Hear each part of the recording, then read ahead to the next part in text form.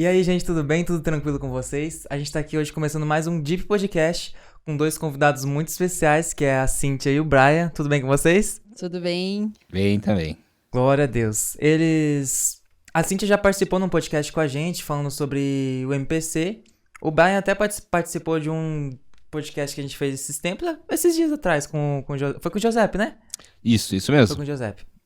Mas ele não foi entrevistado, né? A entrevista era com o Giuseppe. Agora nós catamos ele, nós pegamos ele, né?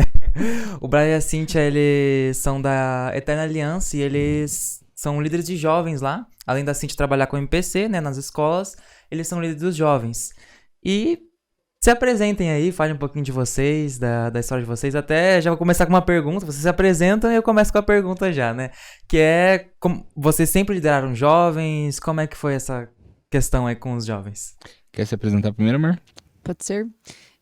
Boa parte do Thales falou, né? Então, meu nome é Cíntia, sou casada com o Brian, sou mãe do Samuel, do Vicente, do Natan. Nós temos liderado jovens aqui na Igreja Eterna Aliança. O Brian já vai começar contando como que foi. E hoje eu também sou líder da MPC aqui em Ponta Grossa, no Paraná, que também é um trabalho com jovens e adolescentes, né? E eu amo muito servir e trabalhar com a próxima geração, porque eu creio num mover, num avivamento, num derramar de Deus e que já está começando e essa nova geração está totalmente envolvida nisso. É isso aí. Então eu sou o Brian, marido da Cíntia, pai dos mesmos filhos da Cíntia. Olha que beleza, né? Que coincidência.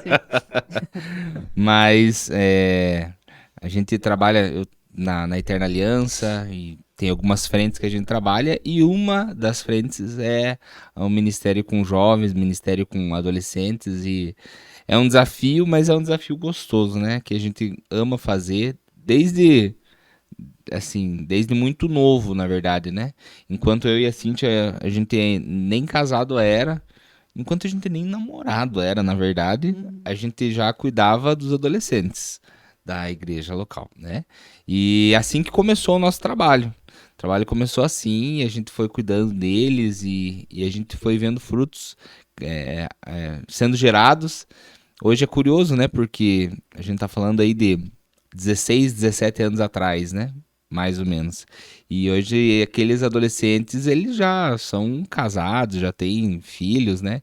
Embora que a gente seja novinho, mas a gente, por ter começado muito novo no ministério, então a gente vê, tipo assim, sementes que foram plantadas lá no passado e que hoje já são pais de família, já são casados e tudo mais, né? E foi assim que a gente começou. Começamos com o Ministério de Adolescentes, somente adolescentes lá, né? No início. Fizemos um trabalho, que eu não lembro de quantos anos mais ou menos que foi. E a gente teve um tempo que a gente deixou os adolescentes e ficamos, eu acredito que cerca de uns 8 anos ausentes, assim, né? Mas por que vocês deixaram os adolescentes? Foi por transição, por fase, que foi bem o momento que a gente casou, né? E aí, quando nós casamos, vieram outras demandas, uma outra fase, e nós ficamos esses 8 anos permanecendo, congregando na igreja. Assumimos outras áreas, Assumimos outras áreas, eu permaneci no louvor e fazendo outras coisas também, mas os adolescentes a gente deu um stand-by. E aí passou uns 8 anos mais ou menos, aí a gente retornou com o trabalho, novamente somente com adolescentes, né? O nosso grupo era o Rede Afora. Verdade. E aí a gente começou esse trabalho com os adolescentes. Fomos trabalhando até que hoje estamos tanto com jovens quanto adolescentes e que coincidentemente nós temos nosso grupo de jovens e adolescentes chamado DEEP, né? E aí, nesse guarda-chuva do Deep, a gente tem o Deep Start, o Deep Connection e o Deep College. Aí a gente pode conversar um pouquinho mais sobre cada um deles pra frente, né? Então, né, uma alegria estar participando aqui também desse podcast, né? É verdade, né? Esqueci de Thales apresentar o esqueceu de me Alessandro, né? apresentar, né? Co-host, se apresente, por gentileza.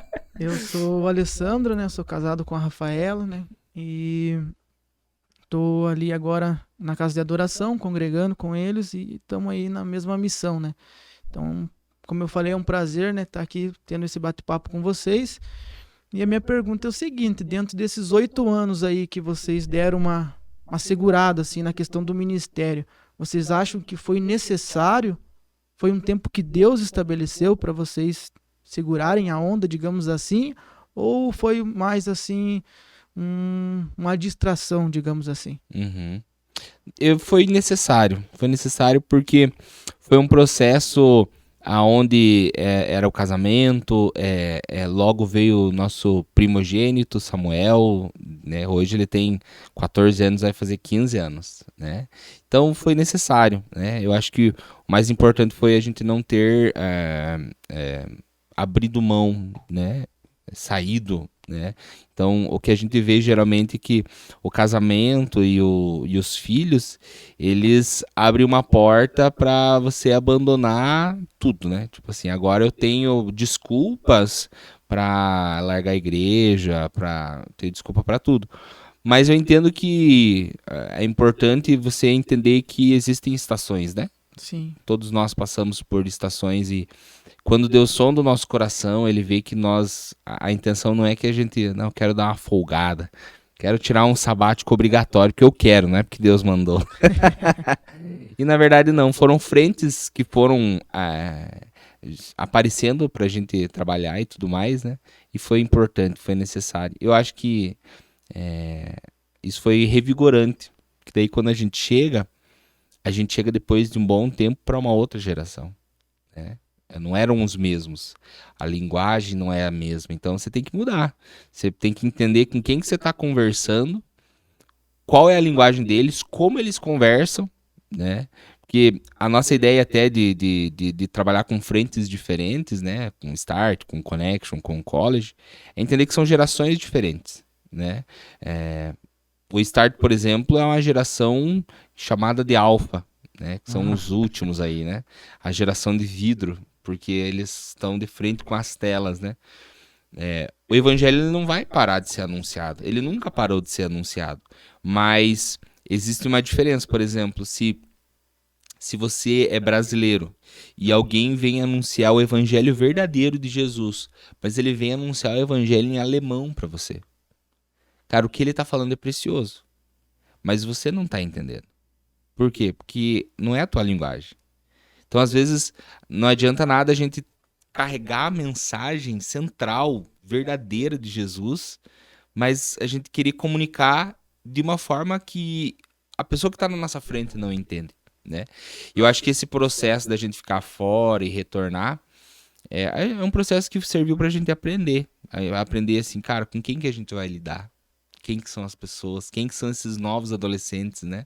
Adolescentes, e mesmo assim, esses adolescentes que a gente começou a cuidar, hoje já são pessoas que estão aí com seus 19, 21 anos, 22 anos, tipo, já estão numa outra fase.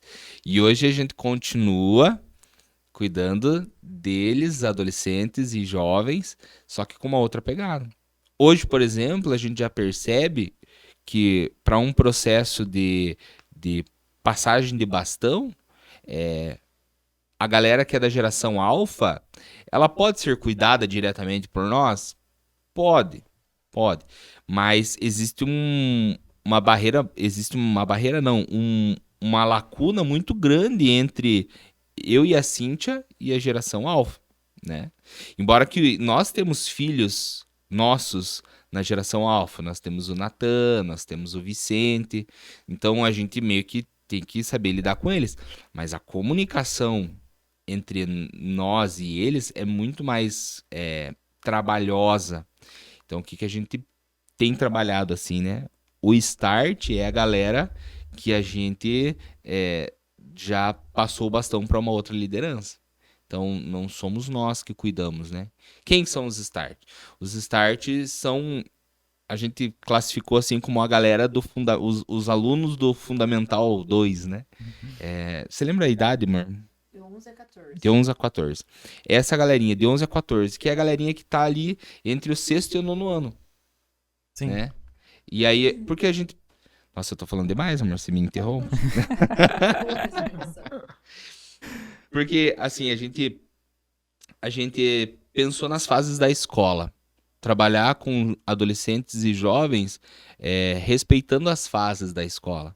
Então, por exemplo, quando você entra no 6º ano, tipo assim, cara, virou uma chavinha. E para a escola é isso, você passou do Fundamental 1 para o Fundamental 2. Quando você chega no 9º ano, você tem uma formatura, não tem? É Tem uma- interessante, né? Que traz toda aquela. Você trabalhando com jovens assim na igreja, você consegue ter uma linha, né, a seguir, tipo, porque eles estão transicionando, né, que a gente tá falando, estão transicionando de uma estação pra outra, e aí, tipo, você tá alinhando com a escola e pegando, não, esses aqui estão caminhando pra isso, tipo, você começa, ensino médio, você trabalha só com a pessoa que tá no ensino médio, você já sabe que depois que termina, começa a faculdade, trabalho, então já sabe com o que dá pra trabalhar com eles também, né, bem interessante isso. E essa é a proposta, assim, a gente... E essa não foi uma decisão tomada sozinhos, né? A gente sentou com esses co-líderes, né, que estão ajudando no Start, e a gente foi gerado na mesa, né? A gente orou pedindo por estratégias, para que Deus nos desse estratégias, e daí nos veio essa questão geracional, cara, e que eu acho que não é só para adolescentes e jovens, mas é para todos, sabe? Por exemplo, assim, uma pessoa que casa... Quantos anos você tem, Alessandro? Eu tenho 27. 27. Você se casou com Com 26. 26. Você casou com 26. Você não se tornou um idoso ao casar, né? Não aumentou a tua idade, né? E o que acontece? Geralmente, eu não sei a realidade de todas as igrejas, mas às vezes assim, cara, você se casou, você vai pra rede de homens, grupo de homens, sei lá, alguma coisa assim. Sim, é separado. Depois que casou, já não é mais jovem, você perdeu a tua juventude, E né? aí qual que é o assunto, cara? Daí agora a gente só vai falar de pescaria, a gente só vai falar... Vocês estão entendendo? Sim. Eu acho que até mesmo pra quando você... Pra tua maioridade. Cara, eu casei, mas eu casei, só que eu ainda faço parte de uma geração X. Eu casei, mas eu faço parte de uma geração Y, né? Tipo, cara, o que conecta a geração? O que conversa com a geração? Tipo, então até mesmo para grupo de homens, eu acho que, como uma sugestão, né? É algo que precisa ser pensado se você quer ter um evangelho assertivo. Cara, como é que eu vou comunicar o evangelho para um baby boomer, né? Que são os filhos da Segunda Guerra Mundial. Cara, é diferente. A cultura deles é diferente, sabe? Então, é lógico, qual que é a preocupação? Mas será que a gente não vai segmentar demais? Será que não vai gerar divisão? Cara, eu entendo assim, que a nossa comunhão, ela é em 3 níveis, né? A gente tem uma comunhão individual, a comunhão com os santos e tem a comunhão, o sacerdócio com o mundo. Falei comunhão, mas é sacerdócio, né? Então a gente tem o nosso sacerdócio individual, o sacerdócio com os santos e o sacerdócio com o mundo. Vai ter horas que Jesus ele chama discípulos mais para perto e vai ter horas que a gente comunica para uma quantidade maior de pessoas. Então, quando a gente segmenta assim, a gente não está falando de um culto de domingo ser segmentado, não. É uma oportunidade de todo mundo estar junto. Não só no culto, mas proporcionar momentos de comunhão que vai ter galera, que vai ter todo mundo junto. É importante, como em Timóteo fala, né? As senhoras ensinarem as adolescentes a serem mulheres, a serem donas de casa. Mas não é toda hora, né? Vai ter hora que aquela adolescente ela vai precisar receber uma mensagem específica para ela, né? E aí que veio essa ideia, tipo, na mesa, cara, vamos comunicar com as gerações. Vamos entender as gerações, vamos entender o que eles gostam, como esse evangelho tem que ser comunicado, né? Cultura é uma coisa assim que para você mudar tipo muitos anos, né? Se você quer mudar. Então, antes da gente ficar apontando o dedo e denunciando os alfa que não saem do celular e das redes sociais, cara, como que a gente pode edificar um fundamento reto Sim. em muitos pensamentos deturpados dessa geração, né? E a gente tá aprendendo nisso, né? Porque são desafios. Como a gente falou, em questão de idade, a gente é um pouquinho mais desconectado dos alfa. Mas, cara, é um esforço. E para isso a gente conta com os nossos co-líderes, né? Que eles são mais jovens, comunicam com essa geração. Então a gente tem, enfim, pensado no trabalho basicamente dessa forma. E se a gente for ver, é uma grande dificuldade hoje que a igreja, às vezes de forma geral, enfrenta, como comunicar o evangelho com linguagens diferentes. Uma coisa que, se nós formos observar hoje na comunicação do evangelho, muitas vezes essa mensagem tem sido deturpada para alcançar-se um determinado público. Né? E não pode acontecer isso, né? A mensagem ela não pode mudar, mas a linguagem ela muda. A forma que você vai comunicar muda. E isso vai depender da idade, da cultura, da realidade. Só que muitas vezes a gente está mudando coisas que não precisam ser mudadas. Na cultura, por exemplo. Você quer mudar alguma coisa que é cultural. E não é sobre isso. O evangelho não é uma colonização, né? Você não tem que mudar a cultura para uma outra cultura. Você tem que falar a respeito de Cristo, a respeito de Jesus. E tem coisas que culturalmente a pessoa vai continuar fazendo, né? Mas eu vejo que é um grande desafio que nós temos como filhos de Deus de apresentar Jesus sem deturpar quem é Jesus, mostrando quem ele realmente é, mas comunicando de uma maneira que a pessoa entenda, que faça parte da realidade, que faça sentido. E isso dentro da igreja. Porque às vezes as pessoas dentro da igreja estão se sentindo sozinhas, estão se sentindo abandonadas, no sentido de que eu não entendo o que está sendo dito, eu não consigo me aprofundar, eu não consigo me relacionar. E às vezes alguns ajustes no formato de um discipulado mais próximo, de um grupo que se identifique mais dentro da realidade, dentro da idade, ajuda nisso. Fortalece isso. E às vezes isso é uma dificuldade de igrejas menores. Por exemplo, nós temos poucos jovens. Vamos deixar todos juntos. Jovens, adolescentes, meio jovens, velhos jovens. Casados jovens. E acaba você não conseguindo comunicar com ninguém direito.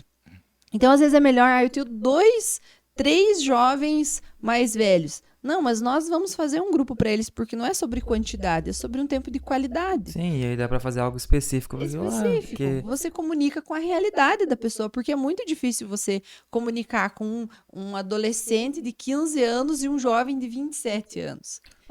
Não, tem coisa que eu vejo na internet, eu tenho 21, que eu já não entendo mais. Tem coisa que eu vejo de gente com 17, 16, que uns negócios na internet que isso? Uhum. E é sobre isso. E às vezes, principalmente para igrejas menores, isso é mais difícil de a gente separar esses grupos para fazer um discipulado de forma mais intencional e que realmente gere transformação na vida deles, para comunicar na realidade de cada um. E a gente tem que se desprender um pouco dessa questão de números. Na verdade, assim, os números eles são importantes, a gente não pode ignorá-los totalmente, que eles falam a respeito de algo. Porém, eles não podem ser o centro para a gente determinar as nossas ações apenas por eles. A gente precisa olhar as pessoas que nós temos, a realidade da nossa igreja, a realidade do bairro, a realidade da cidade. E isso vai mudar de igreja para igreja. E principalmente ouvir a direção do Senhor. Às vezes ele vai dar uma direção muito específica para a igreja. Então, assim, estar sensível a isso, né? Não achar que a missão de cuidar de jovens é um grande pacote e que funciona assim para todo mundo. Tem uma fórmula, isso funcionou em tal lugar, vai funcionar aqui. Não dá pra assim. botar numa caixinha, né? Que nem às vezes a gente tenta pegar Deus e botar... Não, Deus faz assim, assim, assado. Tem coisas que ele faz de maneiras corretas. Mas é que nem a intimidade dele individual com cada um. Uhum. Não dá pra botar as minhas experiências pessoais com Deus numa caixinha e dizer que todo mundo vai ser assim, né? Mesma coisa na questão de liderança, né? De trabalho com os jovens, né? Cara, isso é bem complicado assim mesmo, porque não só com o Ministério de Jovens e Adolescentes, mas muitas igrejas, elas estão assim querendo fazer peregrinações em outras igrejas, modelos, né? Pra, tipo assim, conhecer, cara, quero ver o que você faz que dá certo. Cara, e não é sobre estrutura.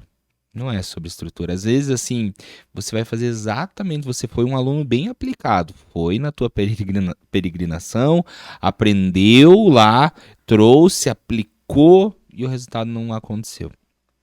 Por quê? Porque para Jesus o resultado não necessariamente vai ser o número. O reverendo Hernandes Dias Lopes, ele tem uma frase que eu gosto muito acerca de números, assim, né? E a Cintia até comentou, né? Mas a gente não pode sofrer de dois extremos. A gente não pode sofrer da numerolatria, que é a idolatria aos números, né? Então, cara, que se lasque teu coração. Você, pra mim, é um número. É que nem aquela, a igreja tá cheia, mas de pessoas vazias, né? Tipo, Exatamente. Só que o que acontece? O ser humano abençoado, e principalmente nos dias atuais, ele sempre vai para os extremos, assim, né? Sempre. Enfim, não vou entrar em assunto. Mas você também não pode ir pro outro extremo da numerofobia. Que é o quê? É o asco de números. É, tipo assim, você odiar os números, você achar que isso não tem nada a ver. Não. Na verdade, quando a gente olha para Atos, você percebe pelo menos uns 4 momentos em que Lucas ele faz questão de dizer que um movimento gerou crescimento. Então é interessante que a gente vê isso. Olha, depois que aconteceu isso, e mais tantos foram acrescentados. E mais tantos. Acho que são 4 vezes que Lucas ele cita isso. Então, cara, é importante. Diz a respeito de alguma coisa. Só que o método, ele talvez, com certeza, na verdade, né? Ele deveria ser mais bíblico do que estrutural. Ele deveria ser mais voltado ao ensino do que à estrutura. Né? É aquilo que eu falei, tipo, é continuar comunicando esse evangelho, mas de uma forma que seja uma forma que eles entendem. Ah, mas agora eu sei lá quantos segundos é o TikTok, só tenho tantos segundos para proclamar o evangelho lá. Meu amigo, como Paulo fala, são as portas que se abrem. Cara, e aí? Vamos aproveitar essa porta ou vamos rejeitar a porta que Deus abriu? É uma porta que ela tá aberta tanto para a mensagem de destruição como mensagem de salvação. Se é o que tem para hoje, meu amigo, vamos lá. Bora lá, let's go. Entendeu? Eu acho que entra muito nessa questão de discernir a ferramenta correta, né? Você entrou numas questões muito bacanas, assim, em relação a jovens casados, assim. E eu, né, como eu falei, né, eu casei, na verdade, com 25 para 26, então... No começo, né, tem essa questão, e agora, né, para que lado que eu vou, né? Eu não envelheci, né? Eu simplesmente casei, né? E eu vejo muito, assim, uma pressão, né, sobre a juventude. Quando tá solteiro, e aí, né? Vai namorar? Tá encontrando alguém ou não? E aí, encontra uma pessoa, aí daqui a pouco, daí, quando que vai casar? Casou? E os filhos? Daí?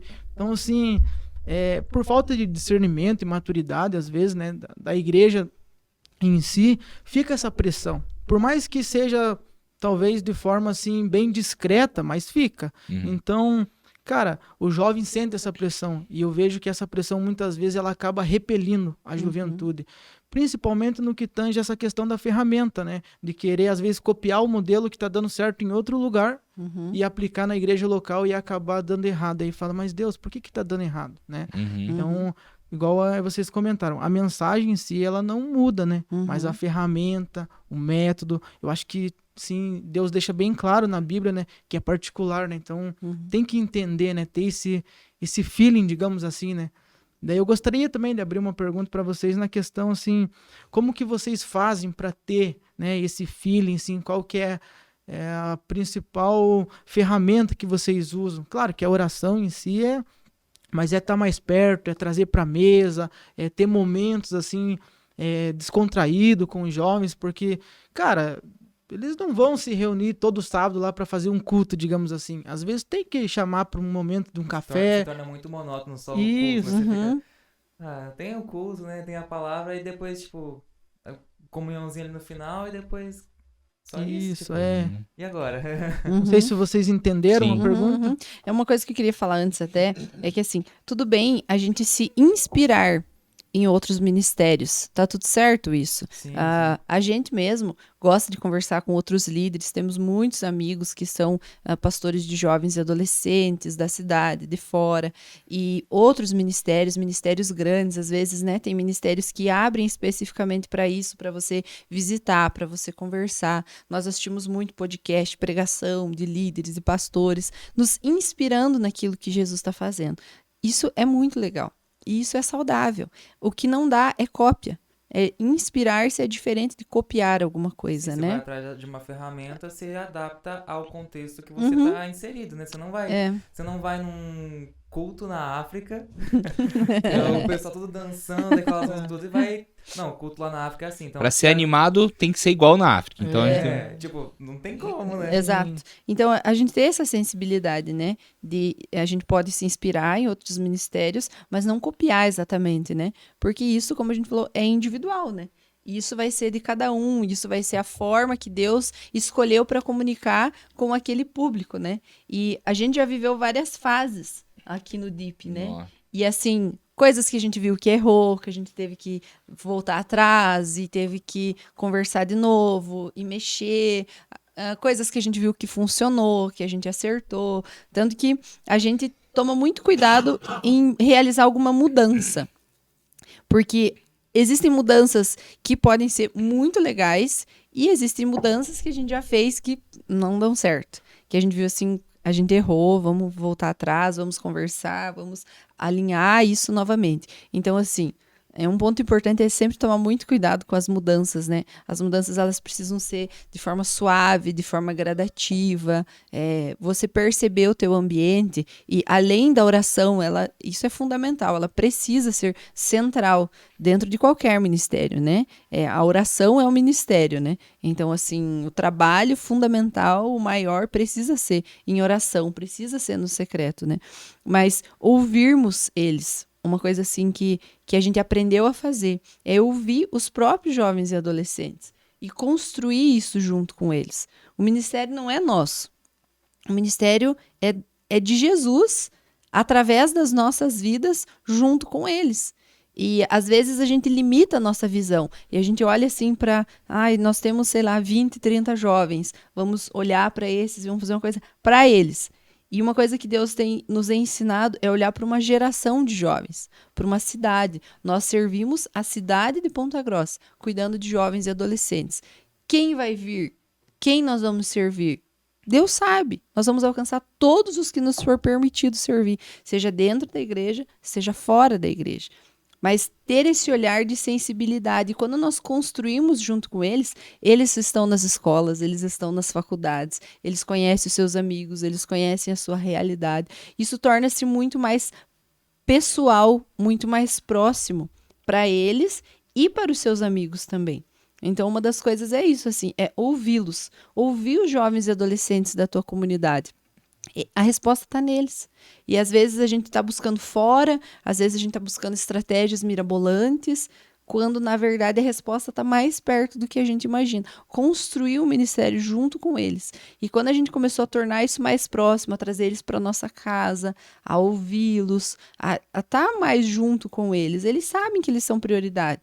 E tanto que a maioria dos nossos dias nós gastamos com eles, com o DIP. Ouvindo, seja no grupo 242, seja na mesa da nossa casa, seja no celular com eles, de várias formas. Mas é ouvir os jovens que estão próximos, os jovens ali da comunidade, e construir isso junto com eles, né? Essa é uma das coisas. A Cintia falou do 242, né? E eu acho que isso foi uma... Se a gente puder falar de estratégias, né? Essa foi uma ferramenta que para nós deu uma... É como se a visão desse uma clareada. É tão óbvio o que eu vou dizer, mas não sei. Parece que Atos 2:42, que foi de onde surgiu o nome dos nossos pequenos grupos, ou célula, ou enfim, como cada igreja chama, né? Mas os nossos pequenos grupos, eles se chamam 242. Isso eu tenho para mim como um lema de vida, sabe? É como se fosse a minha missão viver e ser uma igreja 242, né? Você quer ler, amor? Você abriu lá? Abri para ler. Todos se dedicavam de coração ao ensino dos apóstolos, à comunhão, ao partir do pão e à oração. É tão básico, né? É básico, mas é o essencial, né? É o essencial. Exatamente. E, cara, o que fundamenta o nosso trabalho hoje são esses 4 pilares, né? É isso. Então, assim, como que a gente vai trabalhar com a geração alfa, com os nossos start, com esses 4 fundamentos? contemporaneizando para a visão deles. A gente não muda, a gente só vai mudar a roupagem. Mas é isso. E, cara, isso trouxe para nós, assim, uma clareza tão grande e que nós precisamos exercitar. A gente tava falando de número, né? Se a gente continua esse texto, a gente vai perceber que isso acrescentou pessoas, né? Nossa motivação, assim, Deus sonda o nosso coração. Não é a linha final, não é lá o Deus acrescentou. A nossa missão, o nosso anseio é ser uma igreja pura, verdadeira e que ela se apoia nesses 4 fundamentos, né? Então, toda mesa que você vai sentar vai ter ensino, toda mesa que você vai sentar vai ter oração, toda mesa que você vai sentar vai ter comunhão, né? Que comunhão, na verdade, ela tange meio que Vai ter comida, vai ter comida. que comunhão não necessariamente é a comida, né? A comunhão ela toca tudo isso, Mas né? a partir do pão, Mas, cara, isso pra gente sim clareou, né? E a gente trabalha assim com muito afinco nisso, né?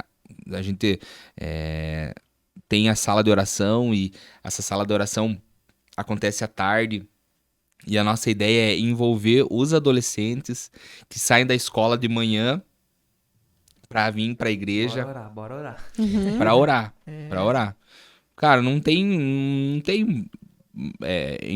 que inventar moda. Sim, todos nós fomos chamados para orar. E se a gente não tem a prática da oração, talvez a sala de oração vai ser um estímulo para isso. Um start, né? Pra poder desenvolver a cultura, né? Para desenvolver a cultura. Então a gente proporciona, somos facilitadores desses ambientes, né? Algo que a gente começou esse ano também, que é um tanto quanto diferente, mas é estratégico, né? Eu não vou dizer a maioria, mas muitos jovens que são, daí a gente vai falar de um outro público, que é o público intermediário de ensino médio, né, que a gente chama de connection, né, essa conexão entre o college e o start.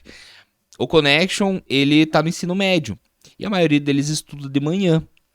Cara, a gente não consegue, muitas vezes, fazer com que esse jovem que estuda de manhã, ele esteja com a gente num sábado de noite na Vila Oficinas, no bairro Oficinas.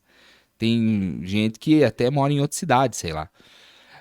Aí qual que foi a nossa estratégia, que está sendo muito, muito gostoso, muito positivo. A gente iniciou um 242 para jovens de ensino médio, que é à tarde. É na praça, é no Parque Ambiental, 1h da tarde. Qual que é a nossa estratégia? Nossa estratégia é que esse aluno saia da escola e ele vá direto para a praça e receba o ensino da palavra, e aí ele possa, sei lá, vai para... ele pode... Aqui a gente deu uma questão de terminar até as 2h, né? E o porquê terminar até as 2h? Porque acho que tem uma questão de que o transporte, o cartão deles, Alguns, né? só funciona até as 2h. Então a gente tem essa alguns estratégia. que voltam pra aula, né? Isso, e que tem tem aula outros de que manhã e de voltam tarde. de tarde para aula. Cara, essa é uma estratégia. Essa é uma estratégia mais evangelística do que propriamente de fundamentação, assim, né? Então a gente tá com uma galera chegando lá, tem novos, então tem sido bem gostoso. E a gente olha para esses pilares que a gente acabou de falar de Atos 2:42 e a gente olha para nós mesmos e fala, cara, aonde que a gente precisa melhorar mais? Todos a gente vai precisar, né? Sim. Todos eles, né? Mas a gente fica olhando, cara, ensino, como é que a gente tá? Cara, nós não estamos bem, mas, né? Estamos caminhando. Estamos caminhando. Oração, não, oração, estamos caminhando. Mas, cara, a gente percebeu uma deficiência muito grande na comunhão. Muito grande. E, cara, o que para um músculo se fortalecer, o que ele precisa fazer? Precisa exercitar, se movimentar. Então, é pagar o preço. Tipo assim, não adianta a gente falar de púlpito de comunhão e não praticar, e não exercitar. Então, às vezes, assim, a gente abre a nossa casa e, cara, a nossa casa tá aberta pra gente ter tempo do Deep me ver de chinelo em casa, do Deep me vendo ser pai, do Deep me vendo dando bronca nos meus filhos, do Deep me vendo sendo marido, né? De ver a Cíntia sendo esposa. Cara, às vezes não é apenas a Bíblia aberta, assim, né? Aham. Esse contato, assim, é muito bom, né? Porque, às vezes, tipo, a gente já tem uma visão, assim, às vezes, quando a gente vê as pessoas mais influentes na internet, a gente vê as pessoas distantes, né? As pessoas santas e imaculadas, né? Uhum.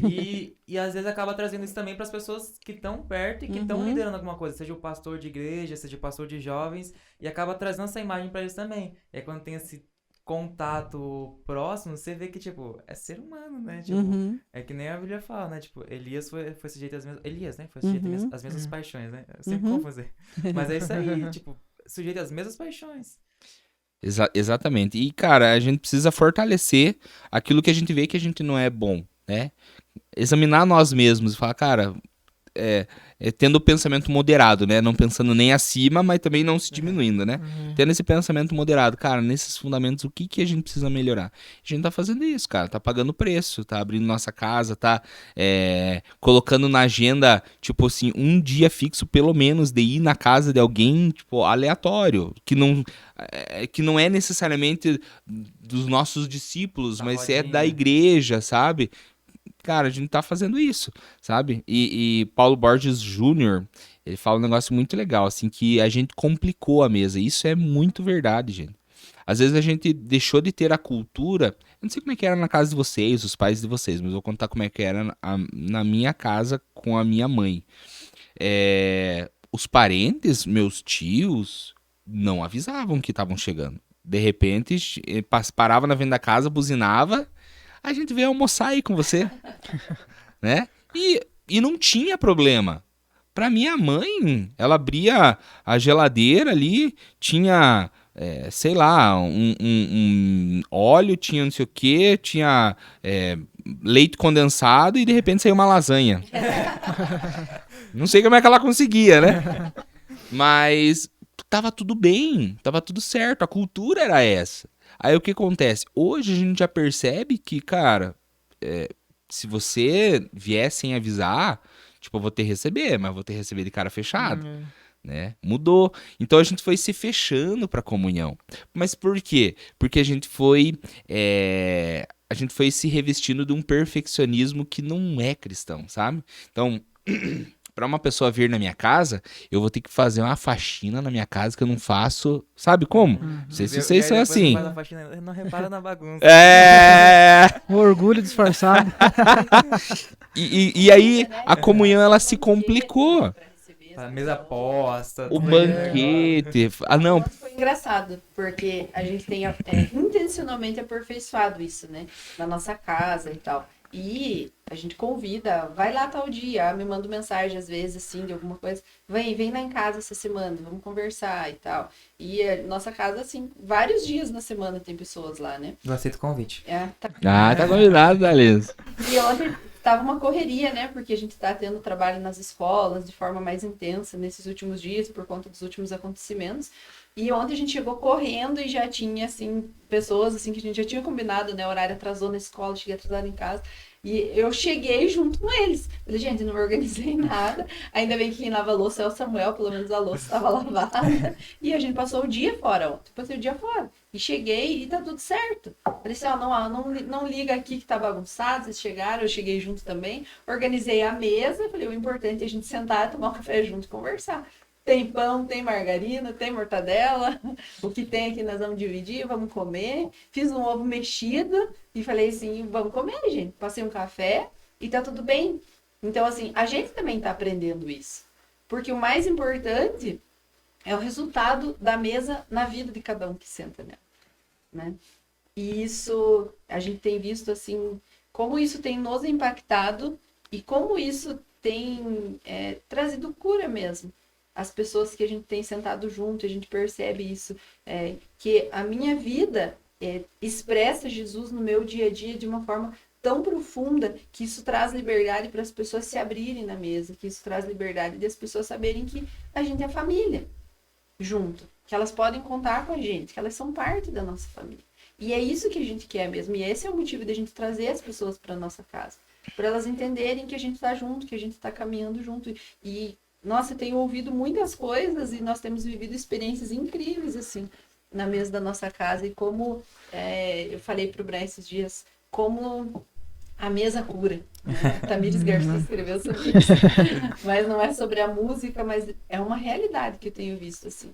A mesa na nossa casa, a nossa família expressando Jesus tem o poder de curar outras vezes. Até porque, tipo, é na mesa que a gente consegue realmente ter o contato com a verdadeira pessoa que a outra é, né? Conhecer as pessoas a fundo, porque num final de culto, que a gente conversa, troca ideia com alguma pessoa, você não pergunta pra pessoa, tá, como foi a tua história de conversão? Como é que isso? Como é que aquilo?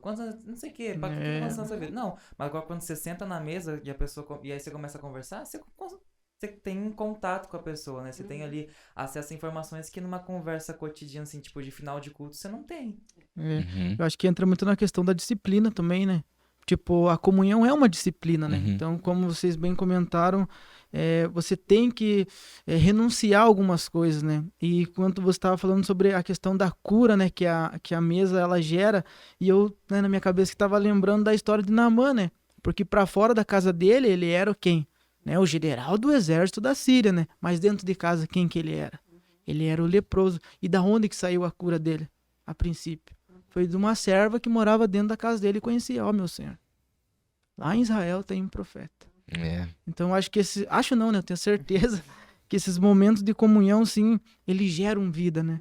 E como precisa, porque o Thales até levantou uma questão aqui a respeito de você olhar para algumas pessoas da internet. Eu também gosto de assistir pregação, né? Várias coisas.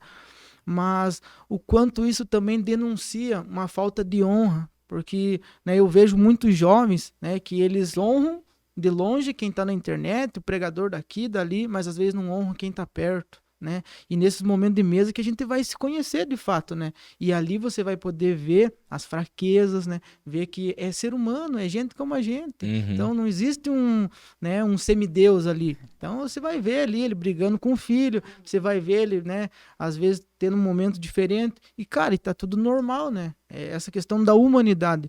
E para mim, particularmente nesses últimos dias, essa questão de comunhão, ela tem gerado, né, esse desejo de honrar quem está perto, né?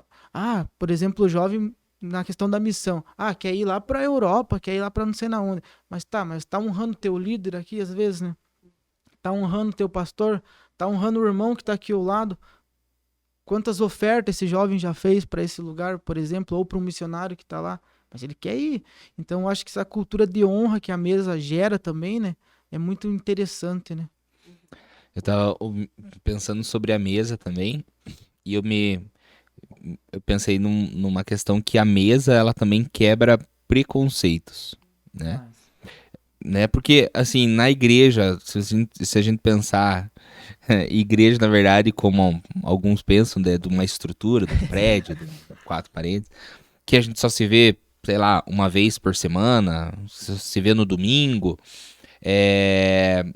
cara, você começa a olhar pessoas e o teu lado pecador começa a medir pessoas e você já começa a desenvolver a vida daquela pessoa por 2 horas que você vê ela no domingo, você já começa, essa pessoa ela é assim, nossa, eu vi que essa pessoa ela faz isso, vi que essa pessoa ela se veste desse jeito, essa pessoa ela deve ter algum problema, alguma coisa. De cara fechado, ele deve ser muito mal-humorado. Aí no dia a dia da semana sempre rindo, sempre brincando com os outros, aí aquele dia ele tava ruim. Cara, na mesa, eu já tive comunhão, já tive tempo assim de conversa que eu sentei pra conversar sobre uma coisa.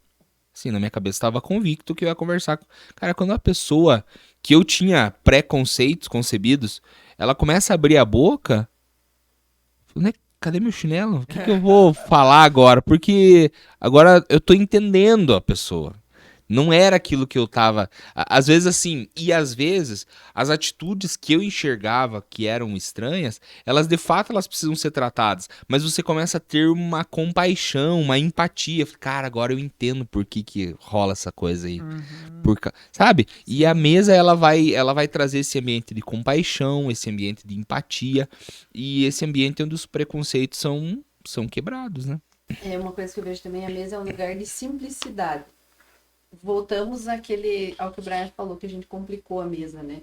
Porque que às vezes, quando a pessoa chega e você não está preparado para receber, e essa é a ideia de a gente receber as pessoas em casa, é quem você realmente é, como você estava falando. Então, assim, quem Jesus realmente é. Eu acho que hoje a gente tem uma dificuldade muito grande de comunicar isso no Evangelho. Às vezes a gente tem uma facilidade de comunicar uma cultura religiosa, a gente tem facilidade de falar sobre princípios, valores da religião. Só que às vezes a gente está falando sobre isso para uma pessoa que não é cristã. Uhum. As pessoas têm levado essa comunicação, essa dificuldade de comunicar quem é Jesus para a missão. Por isso, às vezes, nós temos tantas pessoas que não querem ouvir falar sobre Jesus. Porque elas ouviram falar sobre uma religião. Elas ouviram falar sobre uma coisa que não faz sentido para elas. Eu quero comunicar um segundo passo antes da pessoa conhecer Jesus. E na mesa, Jesus nos ensina essa simplicidade. Jesus nos ensina esse relacionamento que tira essas máscaras, que tira os preconceitos, que tira os meus achismos e que muitas vezes muda a minha opinião. Você começa a conversar e você é quem você realmente é. E isso faz a outra pessoa ter essa mesma oportunidade de ela ser quem ela realmente é. Cara, essa é uma mesa que Jesus senta. Porque ele quer ver corações transparentes. Essa é a nossa função. Às vezes a gente quer pular etapas na vida das pessoas. E a gente complica as coisas por aquilo que a gente acha que está vendo. Por aquilo que a gente está acostumado a viver. E nós temos sido desconstruídos pelo Senhor. Né? A gente estudou a carta de João, o Evangelho de João, no mês passado com os jovens. E foi uma desconstrução para nós. Para eles também. E boa parte desses estudos foram na mesa, e eu lembro, me marcou demais o último dia, quando a gente ia encerrar a carta de João, assim. Todo mundo comentando como que foi, e foi como se todo mundo saísse ferido em alguma medida. Foi massa. Foi, assim, impressionante aquilo. E nós temos sido desconstruídos para aprender a ter comunhão. A gente está aprendendo a ter comunhão. Mas a gente entendeu que é dentro da nossa casa, que é na nossa mesa, ou enfim, dentro da casa de algum irmão. Esse ambiente de simplicidade, de intimidade, de humildade. A gente tem visto Jesus e tem aprendido a expressar Jesus nesse ambiente. E isso tem gerado transformação. A minha boa pregação, a minha boa oratória, a minha habilidade como pastor, como pastora, às vezes tem gerado morte, não vida. Porque eu não consigo comunicar quem Jesus é de verdade. Em um ambiente de simplicidade, num ambiente de ser quem eu realmente sou, eu consigo expressar quem realmente Jesus é. E isso tem marcado demais a minha vida e esse tempo que nós temos vivido aprendendo a ter comunhão, aprendendo a ver Jesus na mesa, aprendendo a expressar Jesus em ambientes de simplicidade. Isso foi algo que, gente, a gente tem dito que é como se março... Foi março, né? Foi. Como se março, que foi o mês que nós falamos do Evangelho de João, foi como se a gente tivesse caminhado 12 meses em um, sem exagero. Sem exagero. Porque isso que a Cintia falou é algo que bateu muito no meu coração, assim, também, de que, embora a gente seja importante todas as disciplinas, e eu prego sobre isso, eu ensino sobre disciplinas espirituais, ensino sobre, além das disciplinas espirituais, sobre uma vida de santidade, né? E essa vida de santidade, ela vai ser uma vida de abnegação das suas paixões e tudo mais. Ensino sobre tudo isso. Mas eu reconheço que, por muitas vezes, eu apresentei antes as doutrinas e depois Jesus. Ou eu quis pular a etapa, sabe? Tipo assim, falar a lista de coisas que um cristão é e faz e que não são ilícitas, que são lícitas, que são corretas. Mas, cara, de nada adianta eu começar a falar pra uma pessoa, cara, como que você tem que ser cristão sem ele saber o Cristo, né? E a gente teve 7 estudos para falar quem é Jesus, né? E a nossa ideia era isso. Cara, Jesus, a gente quer apresentar o Senhor, a gente quer apresentar a suficiência do Senhor, a gente quer apresentar, assim, que o Senhor é suficiente. E eu percebo, cara, que às vezes nós, como líderes, pastores, a gente quer fazer uma defesa de Jesus, né? A gente quer ser, em vez de Jesus ser o nosso advogado, a gente quer advogar a causa de Jesus.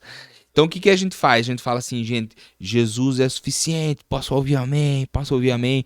Daí a gente, cara, eu sempre faço isso, mas não tô dizendo que é um caminho de libertinagem, tá bom, pessoal?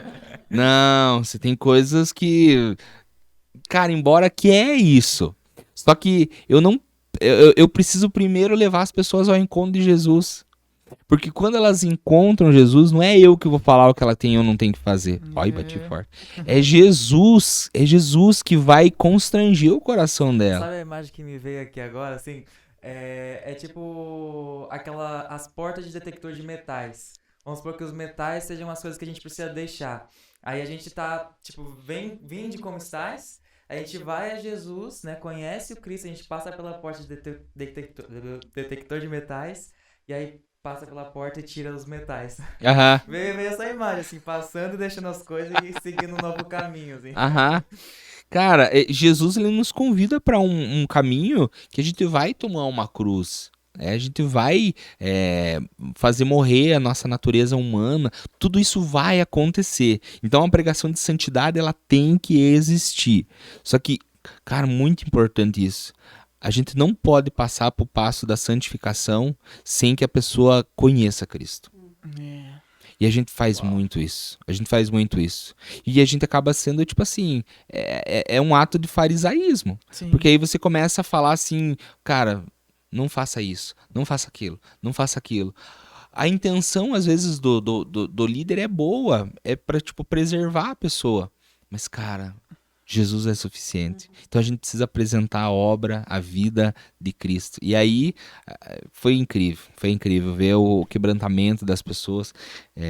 Até esse livro, acho que foi o que nos levou. A gente não falou sobre esses parâmetros, né? Mas esse livro do N.T. Wright, Indicadores Fragmentados. É curioso porque ele fala sobre a suficiência de Cristo, né? Então, o subtítulo: Como o cristianismo compreende o mundo. E, cara, o N.T. Wright, ele faz uma análise dos anseios do mundo à luz de João. Então ele fala que, à luz de João, Jesus é suficiente para você compreender justiça, amor, espiritualidade, beleza, liberdade, verdade e poder, que são assim digamos, as esferas, né, as coisas aradas, assim, né? E, cara, quando eu olhei, cara, Jesus é suficiente para uma sociedade. Quem dirá para mim? Cara, se Jesus é suficiente para uma sociedade, ele é suficiente para os filhos. E aí a gente fez esse trabalho. Aí a gente começou a falar quem Jesus era. Primeiro a gente começou no prelúdio ali, né, do verbo que se fez carne. E aí a gente foi passando por todas as vezes que Jesus, ele mesmo falou, eu sou.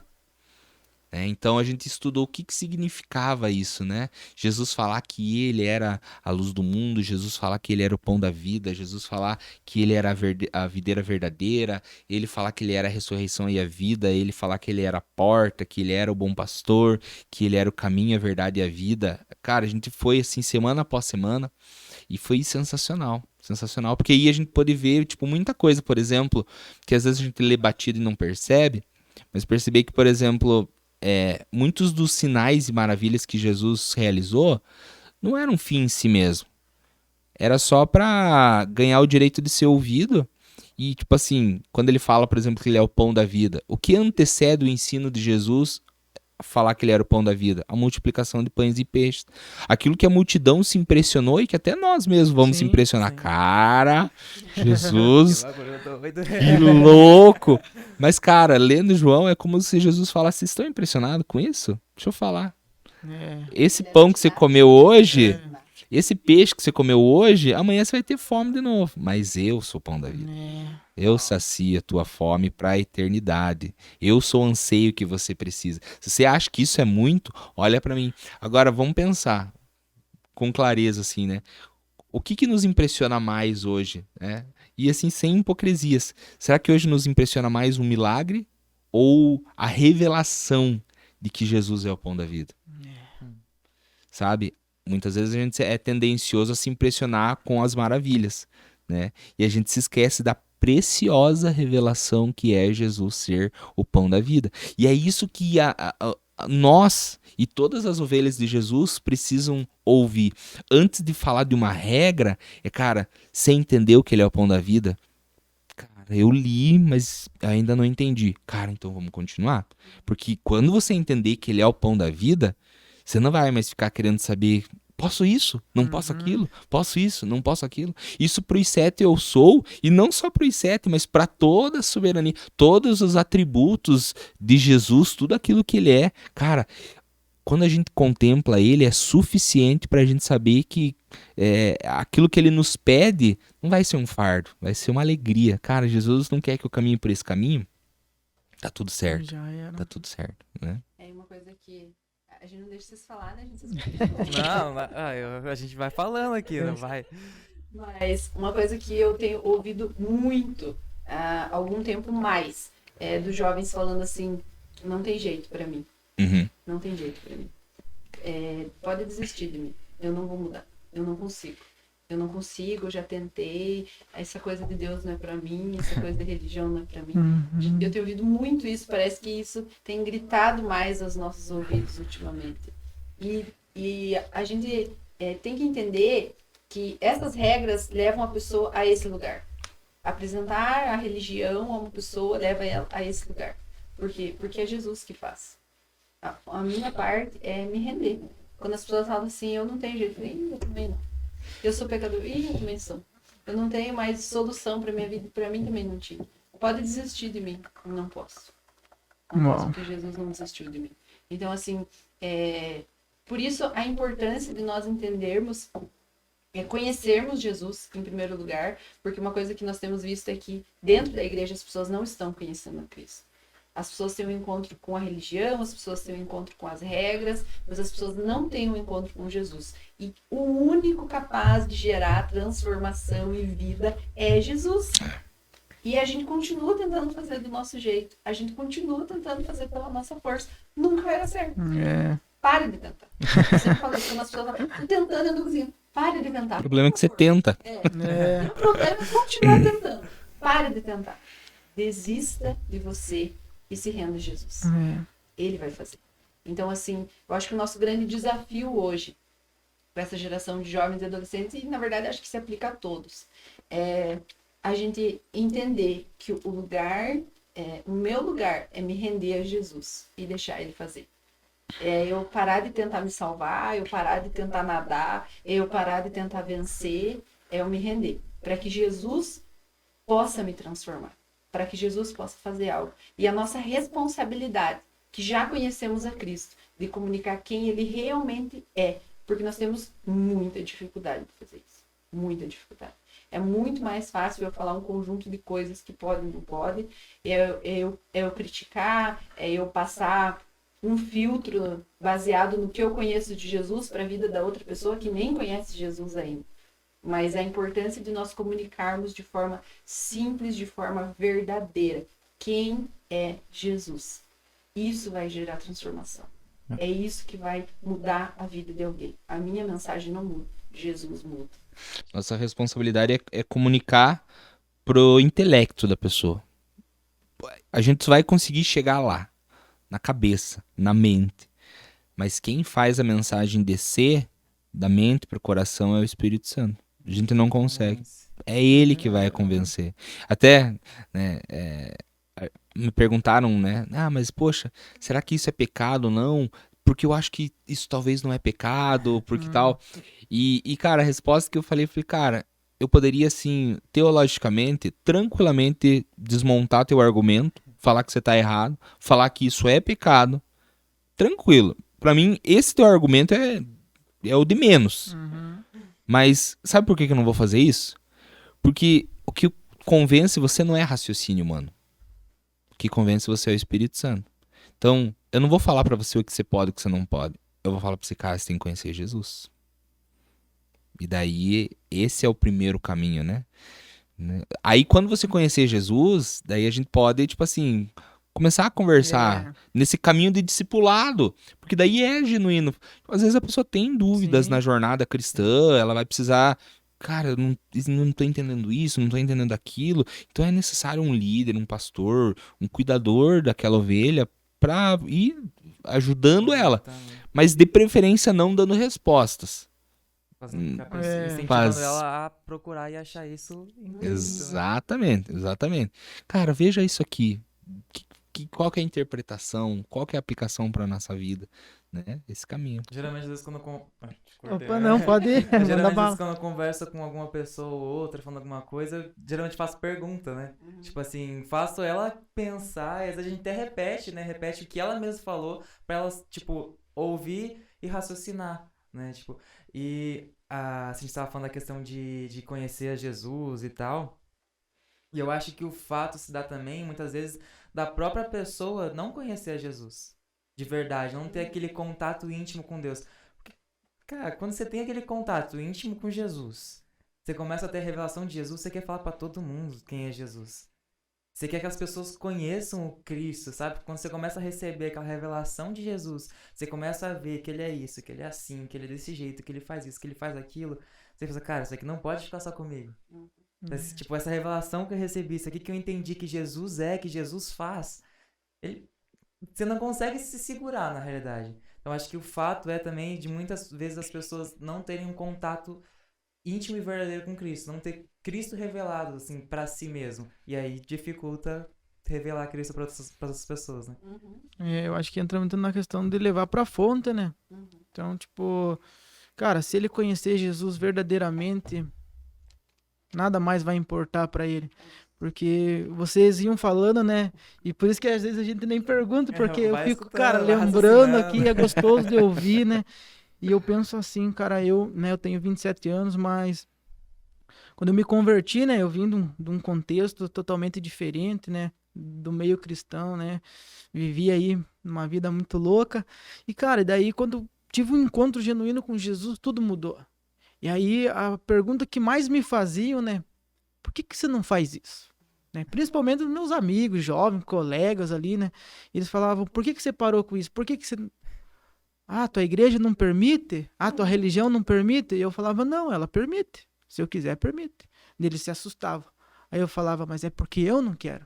Então, isso começava a mudar uma concepção dessas pessoas. E aí, no caminho, né, ali de amizade, né, elas viam a diferença. Então, eu começava a estruturar ali, de fato, um discipulado. E, cara, muitos jovens, assim, que hoje são meus amigos, que, graças a Deus, se encontraram, né, no caminho, e entra muito nessa questão, cara, de levar para a fonte, porque a estratégia, a teologia, ela é boa, né?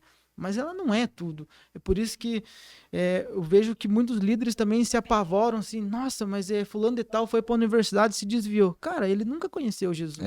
Exatamente. Né? E fica com essa preocupação, e agora, como é que eu vou, né, estruturar, como é que eu vou preparar os jovens? Não advogue a causa de Jesus. Exatamente, cara. Muito doido isso. E, assim, essa questão, né? De como é que vai ser lá na faculdade? Ué, se eu olho para João, fala que Jesus é o bom pastor. E ele fala e as suas ovelhas ouvem a sua voz e o seguem. Cara, confia em Jesus. Mas, meu Deus, o que vai ser? Cara, confia. Você percebe como isso é mensagem para nós, liderança, pastores.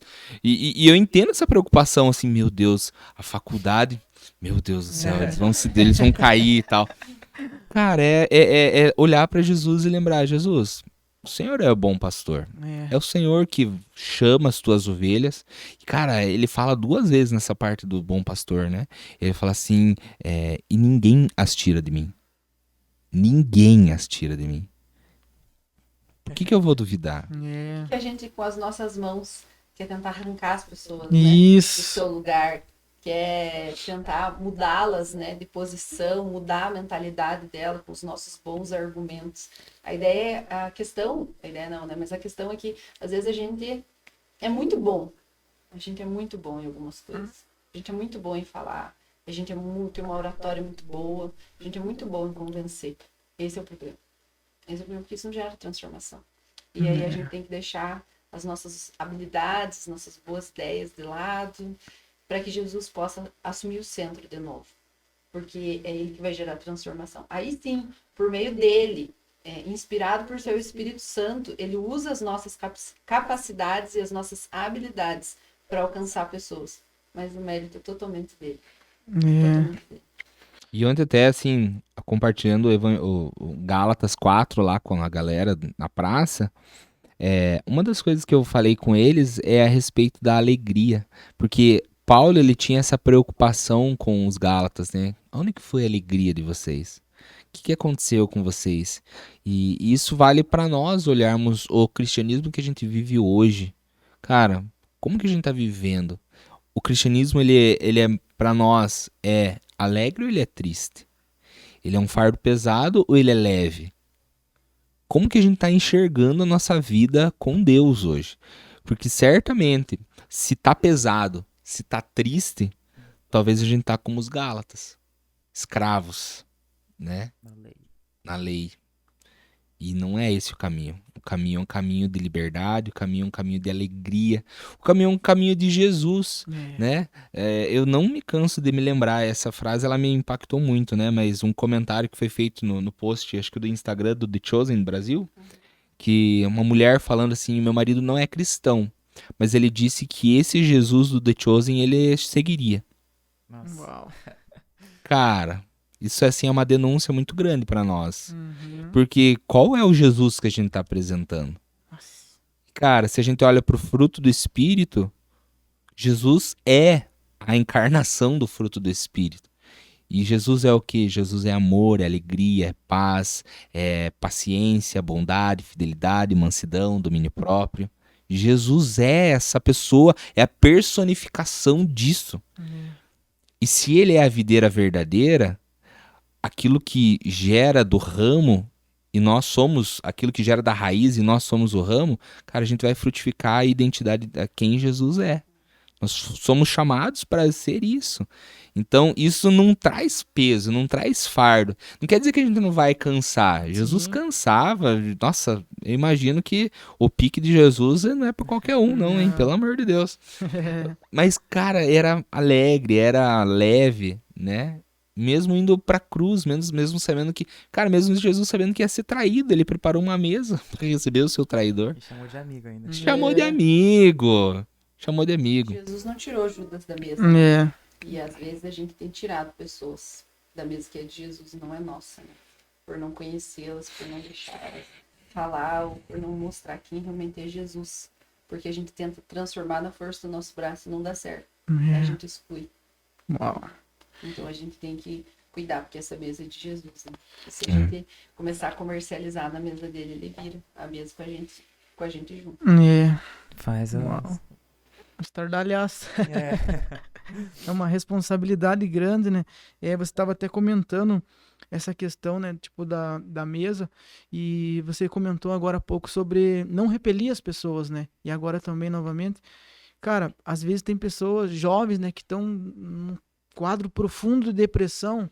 Só que, assim, no dia a dia, na escola, às vezes até no culto na igreja, parece que tá tudo bem. A pessoa tá ali, tá sorrindo.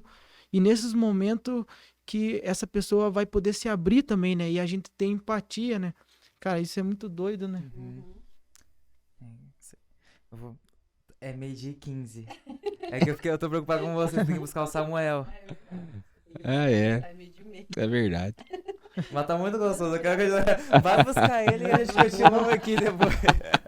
Fala pra ele vir a pé aqui na igreja. Ai, coitado. Mas enfim, continuando. E você tava falando da questão. Voltando pra mesa, né? Vamos voltar pra mesa. Pra mesa de Jesus, pra mesa da comunhão. Esqueci a pergunta. Ah, sim. Não, esqueci. Nossa, tá com o negócio na cabeça agora. Mesa de Jesus. A mesa de Jesus, partir do pão, comunhão. Pessoas que a gente tira, mesa de Jesus, mesa que Jesus vira, mesa que Jesus senta. Ah, sim. Eu acho que era essa a pergunta. Mas tendo contato, assim, com os jovens, né? Tendo o coração deles. do que vocês escutam deles, qual que é a maior dificuldade deles, na realidade? Até com o evangelho, com Jesus, ou enfim, né? Porque vocês estão na mesa com eles, então, tipo, vocês estão escutando o coração deles, vocês estão tendo mais intimidade, né? Qual que é a maior dificuldade, assim, deles, assim, que eles compartilham em si, eu acho, assim, que vocês veem nessa geração? Pode responder essa. Eu acho que a gente vai responder a mesma coisa. Muitas coisas que levam ali para o mesmo caminho, né? A gente sempre, eles começam com um discurso, né? Eu sei que tem que ler a Bíblia, eu sei que tem que orar para buscar mais o Senhor, mas eu não consigo. Tudo gera em torno de fazer por si mesmo, fazer com suas forças. Eu não consigo vencer esse pecado. A lista de pecados é variada, né? De um para o outro, mas eu não consigo vencer, eu não consigo fazer. E o que nós temos falado é voltar nesse discurso.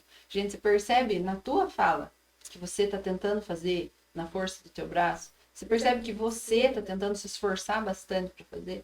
Não é sobre isso. Desista. Tipo, eu não consigo, eu. É. E aí, se tu consegue, é por esforço de quem? Você. Uhum. E não por Cristo. Aí o sacrifício de Cristo fica onde? Exatamente. E a gente tem falado muito isso, assim, você precisa conhecer Jesus. A gente não vai te falar o que você tem o que você tem, o que você não tem que fazer. A gente não vai te dar uma meta de leitura da Bíblia essa semana para você. Você precisa conhecer Jesus. E é claro que a gente acompanha, dá alguns passos assim para ajudá-lo a conhecer Jesus. Mas a gente sempre tenta não antecipar as coisas e colocar isso como conheça Jesus. Mas eu não consigo ler a Bíblia e tal. Porque você não conhece Jesus. Eu não consigo orar, não conhece Jesus. Só uma observação a isso, é que assim, qual é a fonte de conhecimento de Jesus, né? Cara, é a Bíblia. Então a gente pode não colocar uma meta pra pessoa, né? Sim. Porque isso seria um fardo. Mas a gente fala pra ela, cara, você tá perdidão, você fala que quer conhecer Jesus, cara, Jesus não vai ser um download que vai descer e você, o teu mindset muda, não. Cara, é uma caminhada, é conhecer ele e Paulo fala aos filipenses, né? Ele fala que o que ele queria, ele falou, eu quero conhecer a Cristo, eu quero conhecer o poder da ressurreição. E ele mesmo fala, gente, eu não tô dizendo que eu sou perfeito, meu Deus, imagine eu. Mas Paulo fala assim, eu não tô dizendo que eu sou perfeito, eu não sou perfeito. Mas, esquecendo-me das coisas que para trás ficaram, eu prossigo para o alvo. Esse era o alvo dele, o alvo de Paulo e que deve ser o alvo de todos nós, é conhecer a Cristo. E esse, gente, eu acho assim, é o chamado universal de todo crente. Qual que é o meu chamado? Cara, o chamado de todo crente é conhecer Cristo. Depois que você conhece Cristo, a tua vocação ela vai ser despertada. Jesus é que vai falar para onde que você vai, Jesus vai falar como você vai fazer, mas você foi chamado para conhecer Cristo. Chamados para estar com ele, né? A gente vê quando ele chama os discípulos, primeiro chamados para estar com ele. Exatamente. É esse chamado para relacionamento. E é lógico que a mesa, assim, né? A conversa, talvez até às vezes um pouco mais informal, ela vai jorrar de Cristo, né? A mesa vai ser esse ambiente que a gente edifica e a gente é edificado. Ele é esse ambiente mútuo. Mas, cara, a palavra de Deus, ela é a exata expressão da voz, daquilo que ele é, daquilo que ele deseja. Então, não tem caminho. Não, vou ficar assistindo uns vídeos no YouTube. Ajuda, não é que é ruim. Mas, cara, você precisa ter o contato, né? Você olhar, né, e ter esse contato. Ajuda a assistir, ver algumas pessoas ou outras. Ajuda pra inspirar, pra Sim. Não, eu não assisti ainda, tipo, tudo, né? Tô na primeira temporada, tô um pouco meio preguiçoso pra assistir as coisas no geral, não é The Chosen só, né? Até as coisas que eu gosto em si, né? Série, enfim. Mas eu tava lendo Atos Eu tava imaginando Atos, eu tava imaginando The Chosen, tipo, Atos, assim, sabe? A série com Atos acontecendo, Aham. as conversas das pessoas e tal. E assistir essas coisas, tipo, serve como inspiração, acende a chama, né? Mas a gente tem que conhecer por si só, né, a Cristo, né? Tipo, pessoas vão nos influenciar, pessoas vão nos apontar o caminho, mas eles vão nos apontar o caminho. Não vão nos pegar no colo e levar, vem que eu te levo. A salvação, tipo assim, a salvação é individual. Perfeito. Né? Não vou pegar na tua mão e vem. Aí você tá no mundo, tá pecando, tá tudo mais, mas eu tô salvo, cara. Vem comigo. Quando eu subir, quando Jesus se encontrar nos ares, eu te seguro e você vem junto comigo. Não vai ser isso que vai acontecer, né? Então, cara. Cara, A palavra de Deus é essa fonte, né? Inesgotável. O que a gente não pode deixar é que seja uma obrigação vazia, né? Fria. Se torna um ritual sem sentido. Um ritual. Quando você olhar de 10 capítulos da Bíblia hoje, ô Senhor, Glória. E você olha para a vida da pessoa, não tem fruto, não tem mudança. A real transformação, quando eu leio essa palavra, se torna viva e eu me torno ela um versículo ambulante. João Batista, quem é você? Eu sou a voz, eu sou a profecia, a voz que clama no deserto. Cara, ele internalizou, ele encarnou aquela palavra. E Jesus nos dá essa oportunidade com o Espírito Santo dentro de nós. De você ler, o Espírito Santo faz aquilo fazer sentido para você e te ajuda a pôr em prática. Ainda não é pela minha força, eu dependo dele para amar ele, eu dependo dele para aprender sobre ele, eu dependo dele para obedecer. Então, quando a gente entende esse lugar de dependência, você vai realizar, você vai fazer, você vai ler. Mas é uma coisa que conecta profundamente com o teu coração. Transforma a tua vida de forma integral. Sim. Cara, se o Jesus do The Chosen é apaixonante, imagine o Jesus da Bíblia, né? Tipo assim, o que eu quero dizer, não que o The Chosen não é um Jesus bíblico, não, mas eu tô dizendo que ele foi uma inspiração, Sim. né? Mas, cara, se aquele já é apaixonante, cara, se você debruça nessa palavra, entendendo como o Douglas Gonçalves fala, né? Entendendo que você tá lendo e o autor tá sentado do teu lado, cara. Uau. Espírito Santo tá do teu lado. Você não tem... Eu não tive essa oportunidade com o N.T. Wright. Eu não tô com o autor, mas quando eu chego aqui, o autor, ele tá do meu lado.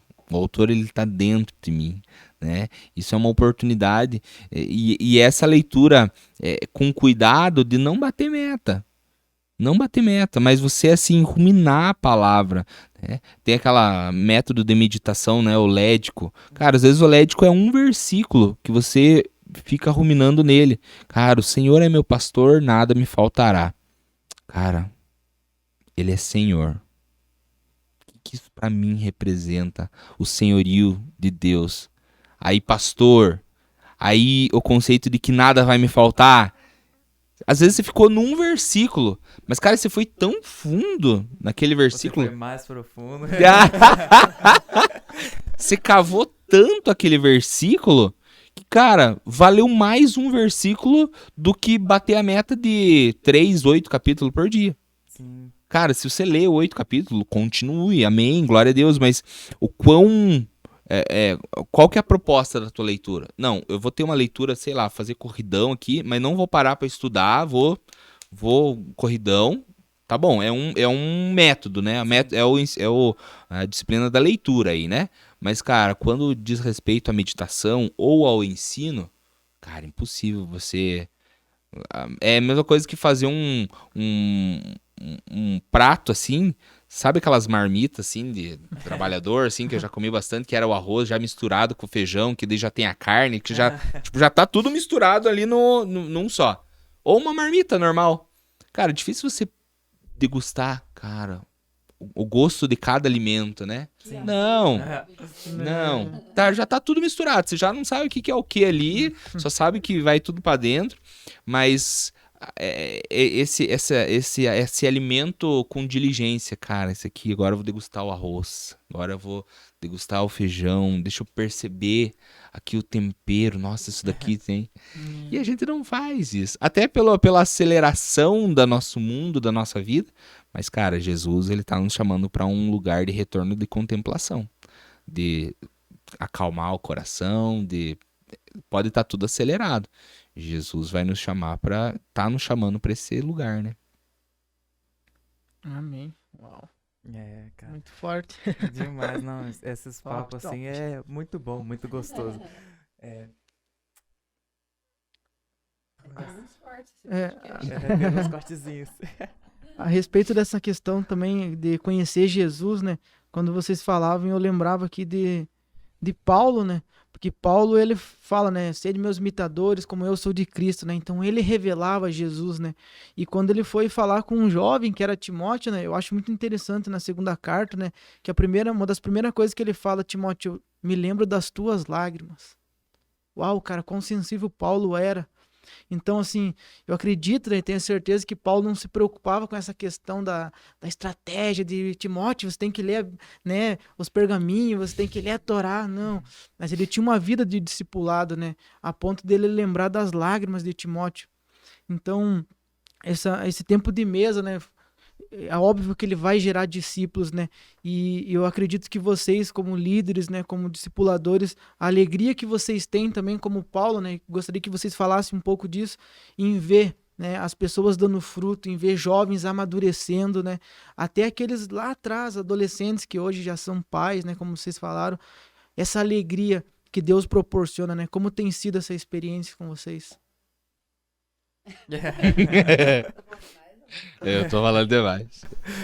A gente viveu muito isso, né? E tem visto esse crescimento. E hoje nós temos visto alguns dos jovens, dos adolescentes, compartilhando sobre Jesus nas suas escolas, faculdades, com seus amigos, com a família. Cara, não sei se tem uma palavra assim que a gente consiga descrever o que a gente vê. O nosso trabalho não é pra gente aparecer. O nosso trabalho não é para promover o nosso nome, não é para promover o nome do DIP, não é para promover o nome da igreja, mas se eles estão tocando pessoas que a gente não consegue comunicar, cara, o reino de Jesus está chegando lá. E é Amém. sobre isso. Trabalha pra promover o nome de Jesus. O Exatamente. reino de Jesus está chegando. Pessoas estão ouvindo falar, talvez por jovens que já estavam desacreditados por eles mesmos, mas que a gente não desistia de orar, que a gente está ali dando suporte, que a gente está incentivando, que a gente está orando com eles, que a gente está fundamentando a vida deles para que lá na ponta eles possam ser resposta de Jesus no ambiente que eles estão.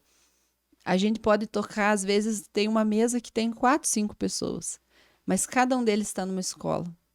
Cada um deles está numa faculdade, cada um deles está num ambiente de trabalho. E às vezes 4, 5 que você fundamenta numa mesa conseguem tocar 200, 300, 400 em ambientes diferentes, famílias diferentes. Então, quando a gente deixa de lado o nosso orgulho, o nosso individualismo, a própria placa da igreja, do ministério, para você entender a grandiosidade do reino de Jesus se espalhando através de pessoas que realmente são apaixonadas por Jesus. Qualquer coisa é menor que isso. Qualquer coisa é menor que isso. E eu não sei, eu acho que não tem palavra para descrever quando eu vejo eles postando os movimentos nas escolas, quando eu vejo eles compartilhando dos seus amigos, ou quando eles chorando que oraram por alguém, respostas de oração na vida de outras pessoas. É incrível, assim. Isso deve ser muito bom, né? Porque, tipo, Uma alegria, né, imensa Sim, que gera, né? Eu que não lidero ninguém nem nada, né? Eu, às vezes, choro de ver as pessoas, às vezes num culto, alguma coisa, às vezes eu fico observando algumas coisas, não observando, tipo assim, julgando, mas é que eu fico observando as coisas, assim, sou esquisito. E aí, às vezes, quando eu vejo um jovem, uma pessoa em si, num culto que tá adorando ali a Deus, você vê, tipo, aquela entrega, aquilo já me emociona. Imagina tá liderando pessoas e vendo que aquelas pessoas estão gerando frutos, né? Aquelas pessoas estão apaixonadas por Jesus e desenvolvendo essa paixão de Jesus em outras pessoas, né? Atraindo outras pessoas por conta de Jesus, né? Então, cara, isso aí eu não... Nossa, Jesus, ele tá nos ensinando e nos mostrando, assim, de uma forma tão graciosa, cara. A gente vê aquilo que ele tá fazendo. A gente viu há pouco tempo, né, aquilo que aconteceu em Asbury, e lógico que a primeira coisa que a gente quer fazer é, tipo, vamos desenvolver uma estratégia para um avivamento nas escolas e na faculdade. É a primeira coisa que a gente pensa, cara, o que a gente pode fazer pra acontecer aqui também? E, cara, a gente percebeu, assim, que no nosso caso, não seria através de nós. E tá tudo maravilhoso. Tá tudo bem, tá tudo ótimo, assim. Como Deus, ao mesmo tempo, ele quebra a nossa arrogância e ele nos enche de uma alegria tão grande, cara. E são coisas, assim, que é de Deus, assim, não tem como explicar. Você vê, cara, Jesus tá fazendo algo nas faculdades e nas escolas da nossa cidade. Ele está. E ele tá movimentando como ele quer. E Jesus, ele não é bairrista. Jesus, ele ele não opera e não age somente numa igreja local. E a gente tá vendo isso acontecer, cara. Ah, mas é só numa escola, só numa faculdade. Cara do céu. É uma que vai... Isso que não é só em uma, né? Isso que não é, mas assim, Que seja uma, né? Que É o que vai seja. incendiar pessoas e vai... que seja, não seja o chatão do rolê. E cara, ver o que Jesus tá fazendo. Ver Jesus dando ousadia e intrepidez para uma juventude que ela fala muito no celular, mas ela fala pouco presencial. E cara, Jesus tá movendo o coração delas para elas se despirem de toda a vergonha, de todo o medo, de cara, não importa se vão tirar sarro ou não, e que não está acontecendo isso, essa falta de respeito, cara, eles estão ali no meio da quadra do colégio fazendo uma rodinha na hora do recreio, colégio grande, colégio central, assim, gigantesco, faz uma rodinha no meio, louvor, palavra, o mesmo em faculdade.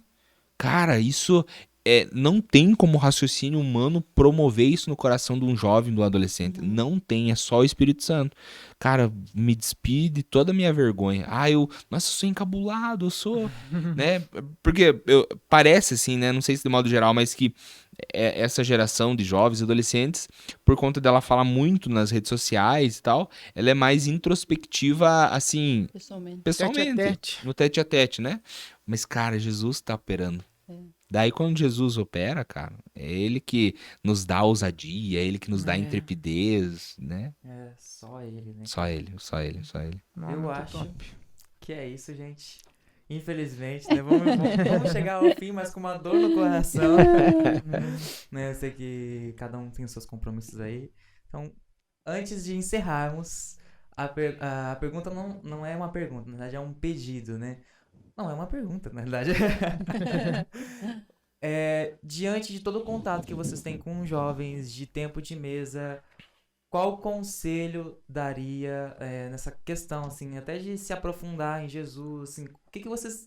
Uma mensagem, uma frase, qualquer coisa, assim, pra deixar realmente de inspiração, de incentivo, de alerta, algo que vocês têm visto dessa geração, assim, que pode deixar pra eles.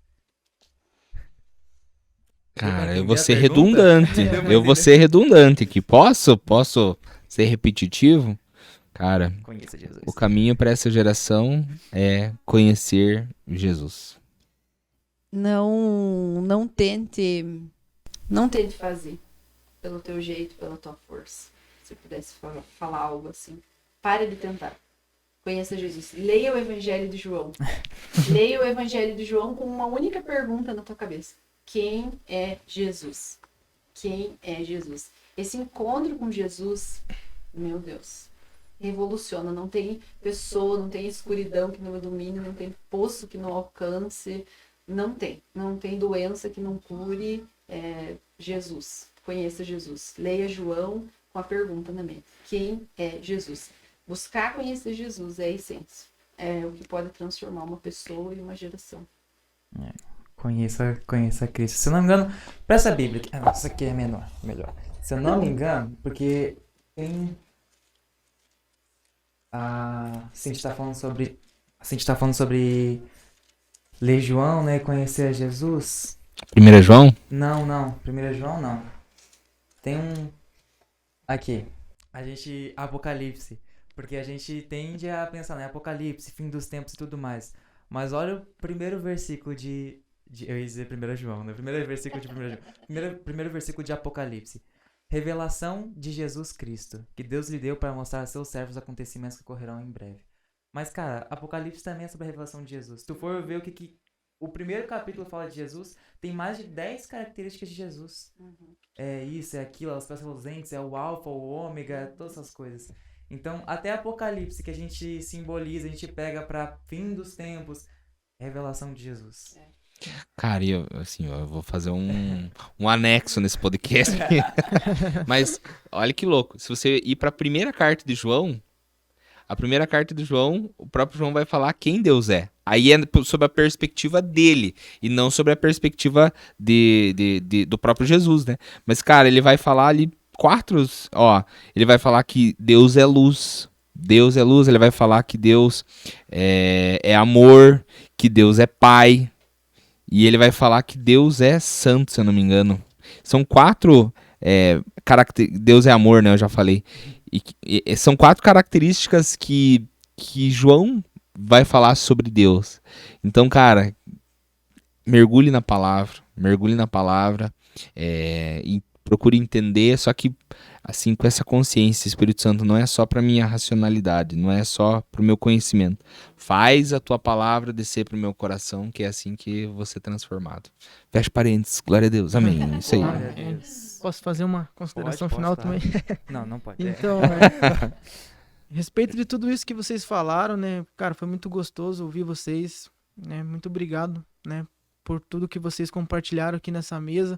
Sim, me alegrou muito meu coração, me lembrei muito, né, dos trabalhos que eu dava para meus líderes de jovem também. E, cara, né, uma mensagem para os jovens é paciência e perseverança, cara. Porque as coisas vão acontecer se você estiver com Jesus, né? Jesus, no Evangelho de João, ele se revela como o caminho, a verdade e a vida, né? Então, se você estiver trilhando esse caminho, você vai conhecer essa verdade. E conhecendo essa verdade, você vai desfrutar da verdadeira vida e vai entender o real sentido, né? Do propósito, do porquê tá aqui nessa terra, do porquê nasceu. E isso a partir de uma perspectiva de que o nosso propósito é muito maior do que nós mesmos. Então, cara, é para ele, para a glória dele. Deus abençoe vocês. Obrigado mesmo. Amém. Glória a Deus. Amém. É isso, gente. Conheçam a Cristo. Amém. Paciência e perseverança no propósito são essas as palavras finais do nosso podcast. Muito obrigado, Cíntia. Muito obrigado, Brian, por ter aceitado o convite de estar aí com a gente. E você que está assistindo... Não, você já presta a câmera aqui, peraí. Às vezes eu olho pra baixo durante o podcast. Olhei pra baixo durante o podcast porque eu estou controlando o podcast pelo celular aqui. O Thales é o bichão mesmo, hein? Mas você que assistiu esse podcast, espero que tenha inspirado, tenha acrescentado algo à sua vida. E se isso abençoou você, que possa abençoar outras pessoas, compartilhe com outras pessoas, curta, comente. E é isso, compartilhe o Evangelho de Cristo, compartilhe Jesus, conheça Jesus. Muito obrigado e Deus abençoe. Amém. Amém.